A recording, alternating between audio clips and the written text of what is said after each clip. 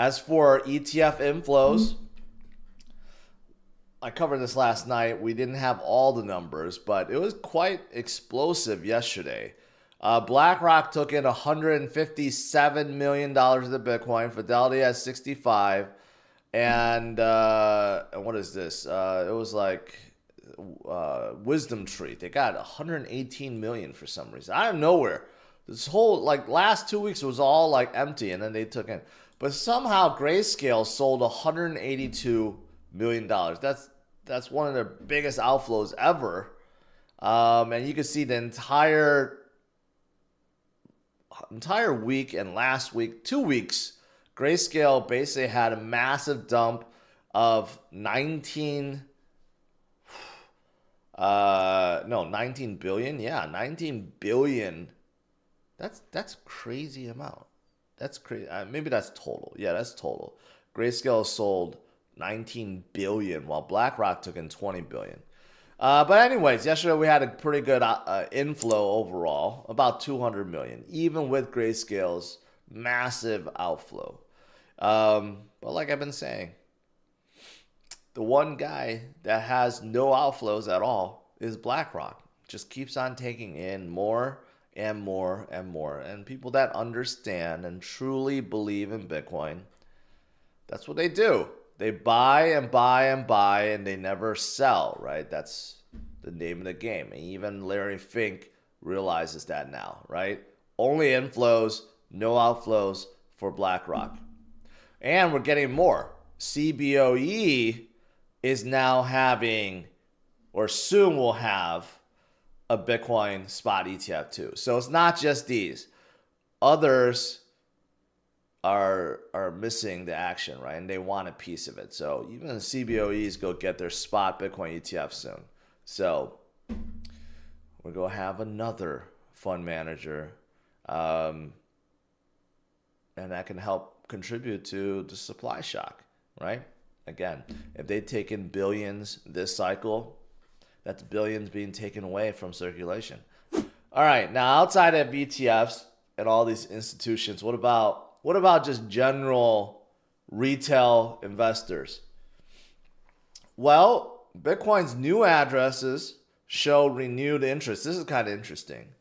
All right, I didn't know this, but it seems like since November of 2023, the number of new addresses have started going downwards. Doesn't mean that there's no new addresses, just the number of new addresses coming out has started going downwards. But it seems like we have hit a bottom, and now we are recovering back up, right? And generally speaking, that only happens when we really see like a bottom of new addresses being released or formed, and then we see that sudden turnaround is usually when we see a resurgence in price. So, and also it means that retail investors are coming in, right? That's what we want to see. We need to see more retail investors come into this space. We don't want to see only institutions load up on Bitcoin like BlackRock. We need to see more retail investors take advantage of Bitcoin while it is still cheap. So you can see Bitcoin is back above the EMA 200, right? And this is one of those tests where during our cycles, right? During our rise to the top, we always see a lot of dips. And I've said that before, right? There's no chart on the planet that shows any asset that only goes up and never down. It's just not possible, right? There will be dips along the way, which is why I've always said, when we have these dips, even extreme ones, it's perfectly normal. We have seen Bitcoin do this in many cycles before, but even in this cycle and going back a few years, right? You see this all the time. You just forget about it. Like no one really remembers. Does anyone remember, in June we had a big dip or back in February we had a big dip or whatever, we had a big dip? No one remembers that because once you pass it, you just don't remember anymore. But here's the reality. It happens all the time. And in this case, usually when Bitcoin dips below the EMA 200 and comes right back above, it's a pretty positive thing. That means short term, we're getting ready to move higher. And in this case, what we're looking for is just simply to go back to where we were a few weeks ago. And that is around 70K, right? Because technically speaking, we're just going sideways. We have been going sideways since March. But with the rate cut coming up, with the elections coming up, right? And with just the general macro environment maybe getting better all around. And if you look at the timing of things, usually Bitcoin starts moving around September, October timeframe after the halving event every single time. I mean, the stars are kind of aligning, right? If you want to comment on anything I've said in this video, make sure you head over to the Roundtable. The Roundtable is a new social media platform created for conversations. And best of all, it's spam-free, bot-free, unlike here on YouTube. And you could have conversations with me and others like Altcoin Daily, Scott Melker, Mauro Nafal, and many others are joining daily. And you also get rewarded in tokens for doing so. So check out the new Roundtable. Click the link in the description below. So that's a test, right? Here's another one. Basically, this bullish flag pattern, which shows that, yeah, we're recovering, but not quite there yet. And we need to get back up to the top of this flag, which is roughly around 67,000, 68,000, right? But once we break through, guess what happens with a flag? We then start going up once again, right? A lot of patterns, I guess. There's always a lot of patterns, but a lot of patterns that show that we're heading back upwards, and this is perfectly normal. Nothing has changed.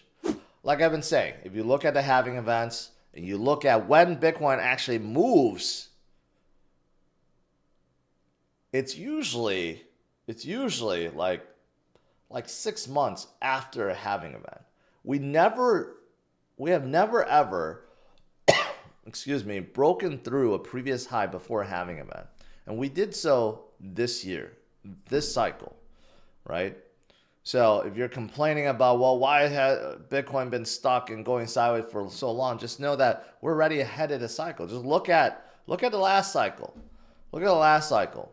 It wasn't until like September, October before we started moving up, but we didn't break through the previous high until the following year. And it's the same thing if this chart went back further in 2017, the same thing. Bitcoin didn't start moving until like November timeframe, and it took a whole lot of time before it even broke through the previous high. So this time around, we're just ahead of the game, right? If we were following previous patterns, Bitcoin should be around like 40,000 right now. And then after September, October, when we start moving, we have a chance of breaking 69,000 by the end of this year or early next year. If we were moving according to previous cycles. But no, we're not. We've been kind of spoiled because we broke through 69,000 so many times already. And that's because of the ETFs, right? People that argue, well, ETFs have no effect on Bitcoin, that's baloney. The reason why we're so ahead is because so much of the supply has been bought and removed from circulation by the institutions, by the likes of BlackRock. That's why we're ahead of the game. So even though, yes, it may seem like, oh, okay, we're coming down, it's looking bad. No, we're not. We're actually way ahead of the game versus previous cycles.